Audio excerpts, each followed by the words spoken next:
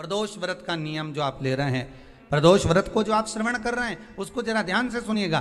सबसे पहले स्नान ब्रह्म मुहूर्त का, सुबह का, उसके बाद में फिर आसन पर बैठकर भगवान की भक्ति को धारण करना, शंकर का अनुमोदन करना, शिव भक्ति में डूबे रहना, शंकर का स्मरण करना, शंकर के नाम का स्मरण करते रहना। ये प्रदोष का मूल तत्व। महाराज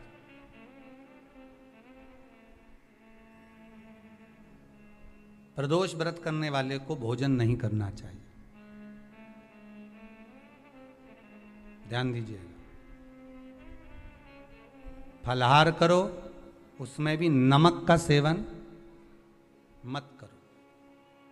प्रदोष व्रत में नमक का सेवन वर्जित होता है। कारण क्या कारण होता है? उसका एक कारण माना गया नमक की वर्जितता। जिस समय पर एक नगर में एक ब्राह्मणी रहती थी, बहुत भाव से सुनिएगा, प्रदोष व्रत नमक को त्यागने का भाव।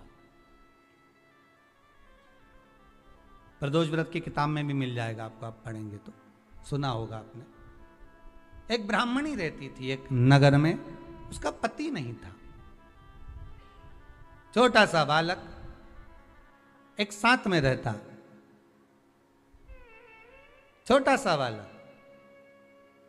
अब ब्राह्मण के घर की धर्म पत्नी है।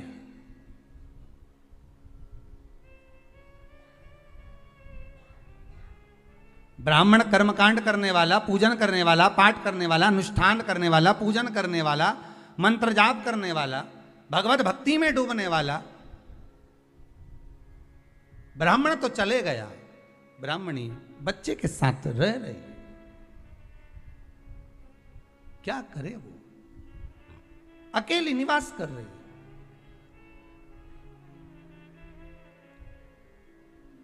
अकेली रह रही है। और ब्राह्मणी बच्चे के साथ भ्रमण करती रहती, घूमती।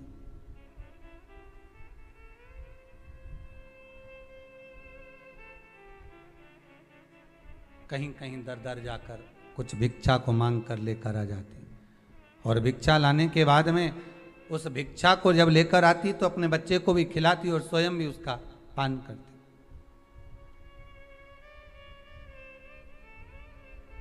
एक दिन ब्राह्मणी भ्रमण करते करते प्रदोष काल के समय पर शिव मंदिर में प्रवेश करी। प्रदोष काल के समय पर, और शंकर मंदिर में जब प्रवेश करा, प्रदोष काल किसको कहते हैं? सूर्य अस्त हो रहा हो, रात्रि प्रवेश कर रही हो, दोनों का जब मिलन हो रहा हो वो प्रदोष काल कहलाता। दोनों का जब मिलन हो रहा, सूर्यास्त हो रहा हो, रात्रि अपना चरण बढ़ाने के लिए आगे बढ़ रही हो, और दोनों का जब मिलन हो रहा है, वो प्रदोष काल है, वो प्रदोष का समय है।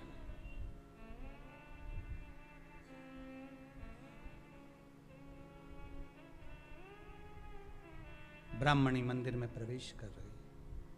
जब ब्राह्मणी मंदिर में प्रवेश करी, मंदिर के अंदर पहुंची, प्रदोष काल का समय था, प्रदोष का समय चल रहा था।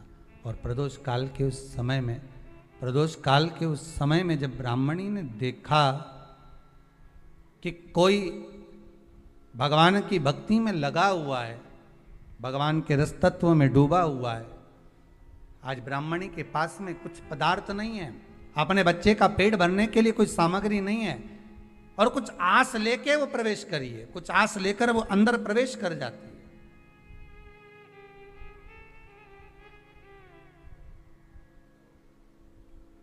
कोई ऋषि की पत्नी, कोई ब्राह्मण जन की अर्धांगिनी उस प्रदोष के समय पर शंकर का अभिषेक पूजन कर रही थी, भगवान शिव की आराधना कर रही थी, भगवान की भक्ति में डूबी हुई थी। बोला सब दुख का है कि सोमवार की अगर प्रदोष पड़ती है, बहुत ध्यान से सुनना महाराज, सोमवार की प्रदोष पड़ती है तो शंकर भगवान कैलाश पर निवास करते हैं, मंगलवार की प्रदोष पड़ती है तो शिव काशी में निवास करते हैं। बुधवार की प्रदोष पड़ती है तो शिव रजत भवन में निवास करते हैं। गुरुवार की प्रदोष पड़ती है तो शिव गंगा के स्थल पर निवास करते हैं। शुक्रवार की अगर प्रदोष पड़ती है तो शिव नीलकंठ पर विराजमान होते हैं।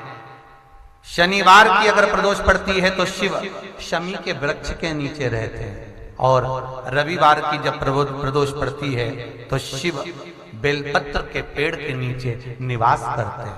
महाराज ये एकादशी शंकर से कह रही है कि आपका स्थान ये नहीं कि आप कैलाश पर मिले, उस वार को, उस तिथि के दिन, उस अनुकूल।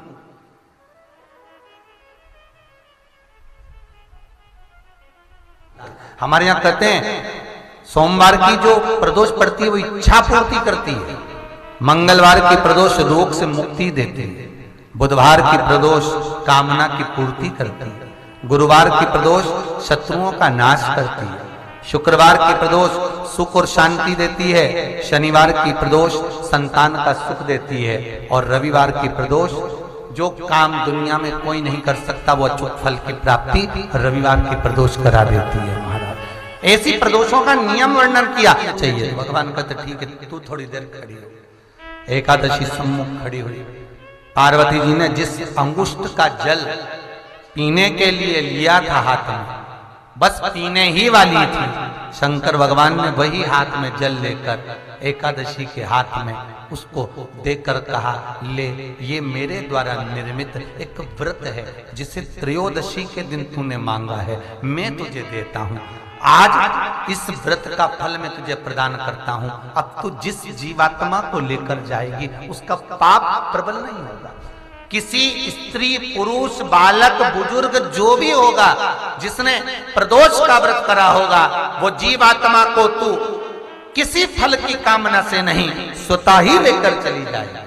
उसमें कोई कामना नहीं है। बन सके जीवन में 11 प्रदोष या 26 प्रदोष करने के बाद आप उसका उद्यापन कर विराम भी दे सकते। पर जीवन में एक बार प्रदोष का व्रत मौका मिले, जिस कामना से जिस दिन का भाव आपके मन में आए कि मुझे रोग से मुक्ति पाना है तो ये प्रदोष मुझे करना है, भाई रोग मुक्ति के लिए हम जो भी आपके मन में आ रहा है, संतान प्राप्ति के लिए शनिचरी प्रदोष, आप उसका स्मरण करें। फिर लिखा शिव महापुराण में, बड़ा सुंदर लिखा वेद व्यास जी ने, मान लो आप प्रदोष का व्रत नहीं कर सकते, आप अगर व्रत नहीं कर सकते तो प्रदोष के दिन, प्रदोष काल में शाम का समय सूर्यास्त का कुछ पल, कुछ घड़ी के पहले से लेकर बाद तक का प्रदोष काल के अंतर्गत आप शंकर जी के मंदिर में जाकर 1 लोटा पानी, 5 बेलपत्र भी अगर समर्पित करते हैं तो संपूर्ण प्रदोष का फल आपके भाग्य में प्रबल हो जाए। शिव महापुराण में इसका प्रयास करना, जब जब जिस महीने में जो प्रदोष पड़ा करे, जब प्रदोष पड़े, बन सके 1 बेलपत्र, बन सके 5 बेलपत्र, शमी पत्र, हरा मूंग,